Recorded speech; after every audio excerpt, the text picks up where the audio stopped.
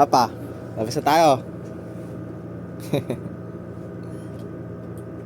Good morning, another day, another asikaso na naman tayo mga boss. So yun na nga, nagising tayo sa tawag ni sister. Good news, pwede na lumabas si Opa. Sa mga hindi nakakaalam, na-stroke nga pala si Papa. Ika-10 araw niya ngayon sa ospital. Nag-asikaso agad tayo kahit almost 4 hours pa lang yung tulog natin. Nag-init na agad tayo ng tubig para sa 0.3 na kape natin.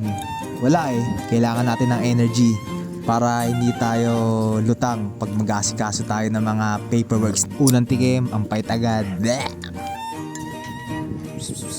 Siyempre, Boss Oma, need natin maligo at magsipilyo. Matik na yan. Youngster na ka big boss, Oma. Pera nakagoma, two sprays bago lumabas, maaroma. Dama mo sa ora, malakas, walang boka. Bole na ko kahit walang bola. At may ipot, baka makapulot ang isang supot. Ang dami mong alam, sige na, bumiyay ka na. Habang on the way tayo sa hospital, tara, konting kwentuhan muna tayo. Matagal ko na talagang gustong gawin to, mag-vlog-vlog. Ngayon ko lang talaga nasimulan, tangina. Sa hirap ng buhay ngayon, kung uunahin mo yung hiya, magugutuman ka talaga. Kaya ikaw pare, kung gusto mo mag-vlog, simulan mo na, ito na yung sign. Tara, sabay mo na ako, let's go! Makikita mo yung Ferrari na yan, magkakaroon rin tayo niyan, tiwala lang. Practice makes perfect pare. Importante, nasimulan mo na. Puta, hindi ko na mamalaya, nasa hospital na pala ako.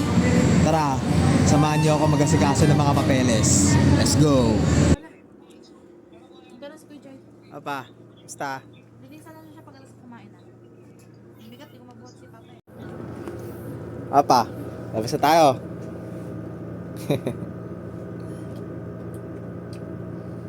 Okay, nakaupo ka na? Oo, nagulat na ako. Mapo siya mag-isa Upo ka mag-isa? Oo, dyan. Ano yung mag-isa? Try mo. So yun guys, mag-aasikaso naman tayo ng papers ni Papa para maka-discount tayo.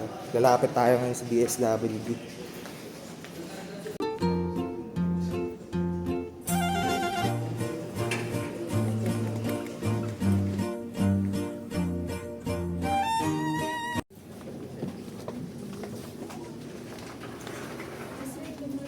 Hi ma'am, good morning po. Ma'am, palabas na po kasi yung papa ko sa naka-admit po kasi. Anong pangalan po ng pasyente niyo, sir?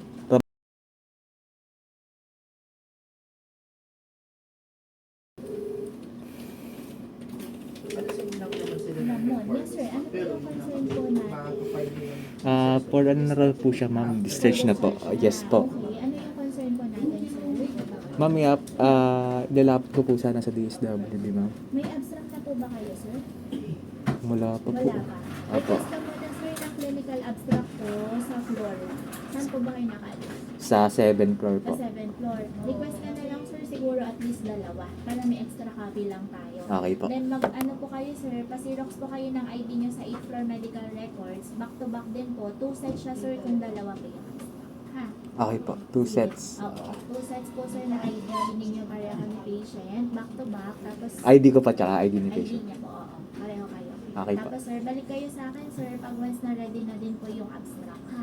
Okay ma'am. Oo. Thank you. So yun tol, ilalapit natin siya sa DSWD. So ang requirements is medical abstract. Kukuha muna tayo ng medical abstract guys. Tapos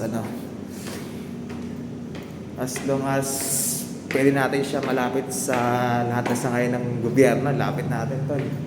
Wala tayong pera.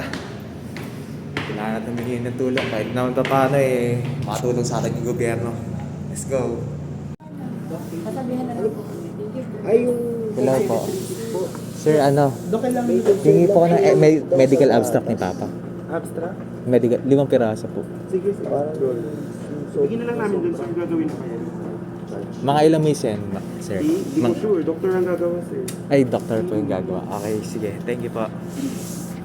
Habang hinihintay ko yung abstract, kumain muna ako. Merong solid na kainan dito sa gate ng main entrance ng Capitol. Sa halagang 60 pesos, meron ka ng solid na barbecue, isang rice at isang Shanghai. Plus 15 pesos naman pag mag-extra rice ka. After kong kumain, thanks G, kasi nakuha ko na agad yung medical abstract. So yun, inasikaso ko na inasikaso. Nakakapagod men. Matutulog muna ako, pipila pa ako sa DSWD mamaya.